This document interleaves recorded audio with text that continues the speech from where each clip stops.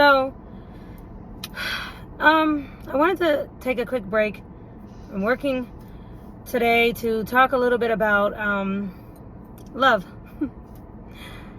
I was reminded yesterday about a few things.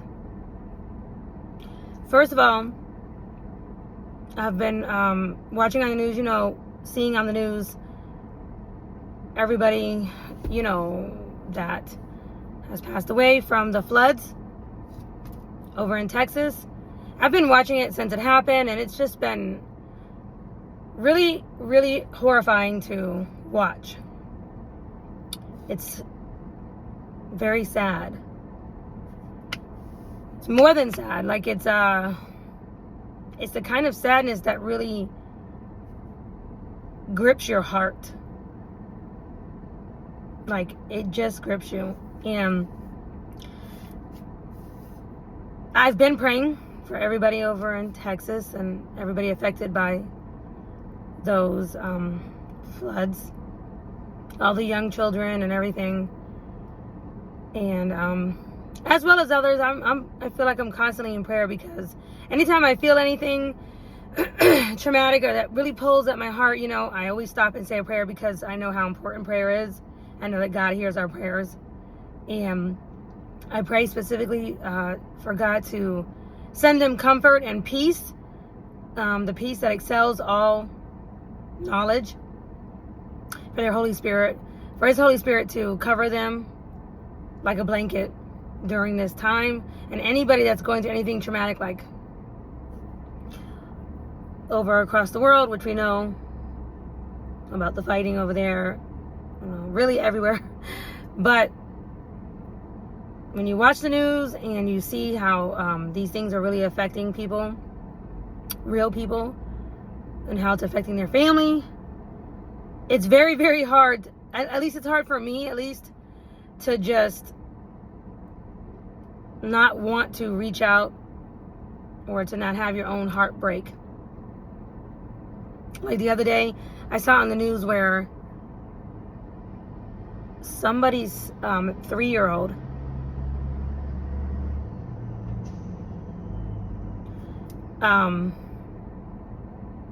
shot the teenager. I guess it was their older sibling, while the teenager was sleeping. So apparently the gun was not put up in a safe space, and that parent lost their child, their older child. So people go through a lot of things. People go through a lot of traumatic things. Trauma happens every single day on this planet. And grief can really stricken a person and can change a person. Not everybody goes through something traumatic, but I would say the devil does try to get to you somehow, some way. He will try to get to you by causing you to go through something traumatic and hoping to break your spirit, to blame God, to think that there's not a God, and to turn to drugs and alcohol and sex, or whatever other means, whatever means he can to break your spirit, basically, and to continue for you to self-sabotage and things like that, and not live your best life, for sure, right? It's like the devil, he tries to get to you in any way that he can. And if he can't get to you young, by doing something traumatic to you while you're young, he'll make sure that you cross paths with someone who has been through a lot of trauma. Because hurt people, right? People that are hurt on the inside, they hurt others. For example, when people do like a mass murder, and they just, like they'll bring, a weapon of some sort or whatever, and that person is mental, or they have had some sort of trauma happened to them. And so therefore they want to hurt others, right? And it's almost like the devil will try to get to you some way, shape, or form. And break your spirit while you're here on earth. And so the police officer was that was given announcements on the news the other day. This was the other day. I heard him say something that I was so happy, so happy that he said. And it was an older, I don't know if he was the police officer or mayor or something. I don't actually know who he was, but I just heard him speaking on the news talking about the flood victims in Texas. And he said to everybody, he said, yeah, we're going to be crying about this for a long time. And he said, go ahead and cry and shed your tears, because tears are medicine. He said, tears are medicine. He said, your tears are your medicine. And I was so happy that he said that. Number one, came from a man. And number two, he was speaking truth. That when you go through something traumatic, or when you experience something sad, or you see something sad, or your friend is going through something sad or whatnot, that it is proper and it is the right thing to do to cry. But more than proper, it's medicine to your soul. And I have known people who have said to me things like, I can't cry. I can't cry. I don't cry. I never cry. And to be honest, when I hear that, I am very scared of that person.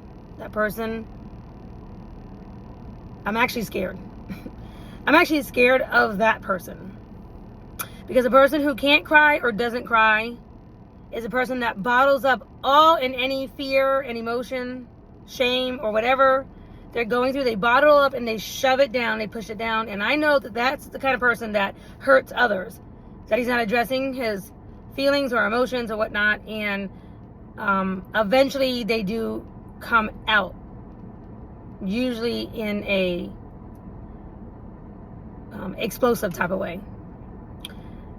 I was taught that from a young age, to not bottle up your feelings and emotions, but then I also learned in the scriptures that God doesn't want us to do that. You know, I learned that also from when you read your scriptures. You know, Jesus Christ, when he came on earth, and I've shared this before on my channel, I've shared this before, that Jesus Christ, he shed tears while he was here on earth, and he was perfect. He was perfect. And yet he cried actual tears for Lazarus when he heard that Lazarus had died, and he heard the cries of everybody else, the sadness. The Bible talks about how he really felt pity for them. He felt sadness. And he was moved to tears. And if you don't know that story, you know, it's in the Bible, but it's a real story. You know, that was Jesus Christ, you know. And the example of that was that he cried even though he resurrected Lazarus. He knew he was going to resurrect Lazarus. He knew he was going to resurrect him.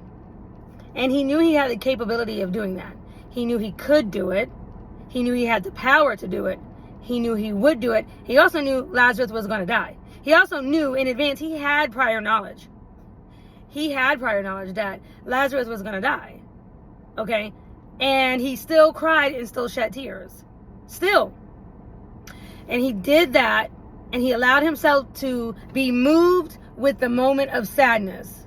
He allowed himself to go with that flow, like the waves. Like I like to share with people your feelings, and your feelings, your sadness or feelings of joy or whatever, they are like waves of the sea. Okay, the waves that come and they go, come and they go. All feelings and emotions go through the cycle of coming and going, coming and going. Happiness and joy does not last like all day long, as far as like ecstatic or having that extreme high of happiness, or even sadness, right?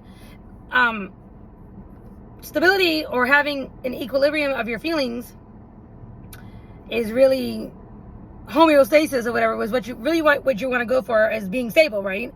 But like when you feel something happy, or you see somebody calls you, somebody gives you a gift or whatever, and you're happy, right? You're happy in that moment, you're like, yay, or you're happy to see somebody, hey, and you're all happy, right? But the moment passes, right? And then you go back to your state. And it's the same with sadness. And then there's some grief, and there's things that happen that are extreme grief, and you will feel it for a long time as you are reminded constantly that the person you're sad over is missing. It doesn't matter who it is. A daughter, or, like a child or a parent, a family member, anybody that you're close to, cousin, whoever. As you are reminded or triggered throughout your day that this person is missing from your life, that you can't talk to them, they're not here, right? It will trigger flashes of sadness and a reminder of the trauma. And, you'll probably cry or have some tears, right? But the person that can't do that or doesn't do that is a person that's not able to process their feelings and emotions properly. Or if they start to feel that, they go ahead and pop a pill, or they light up, some of that plant medicine, or, they drink or whatever, right? Because they don't want to ride the wave of that feeling. Because riding that wave usually includes crying and expressing tears. But if you can look at your tears differently as medicine, and if you can look at your tears as a badge of honor for the memory of that person that is gone. Okay, so if you look at your tears as a testimony to how much you love that person, or they loved you, or both,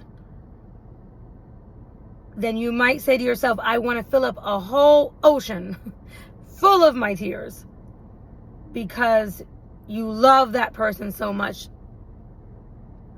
Okay? And so if you can look at crying differently, it may help you, to think differently about it and to want to cry for them. So it's kind of like you'll hear people say when they say, when they lose somebody and they spill out a drink for them, right? They dump a drink for them. Anyway, it's common, some cultures, some people do that, right? They do that, and that's in honor of that person, right? Instead of spilling out a drink or whatever, you could think of it like that, like with your tears are kind of like that. It's like you are honoring the person that you loved, and it is also cleansing and medicine for you. God created tears as a way for our bodies to be able to expel trauma, to expel sadness, or to be able to move emotions through. It's not to say that you won't feel that again or whatever, but it is normal. That is normal. That is normal is what I'm trying to get across. It is not normal to not cry. And, so I wanted to express that for sure. I, myself, decided that when I experienced the greatest, my greatest loss up till now, which was losing my late husband, which was my first husband, when he was 38 of a massive heart attack. He suffered a massive heart attack very suddenly and didn't get a chance to say goodbye. And I had also lost earlier that year, my grandmother and then my grandfather, and I was very close to both of them because I was raised with them and I was very close to them. And up until that point, losing them was the most traumatic experience that I had gone through in that way as far as loss goes, right? And then losing my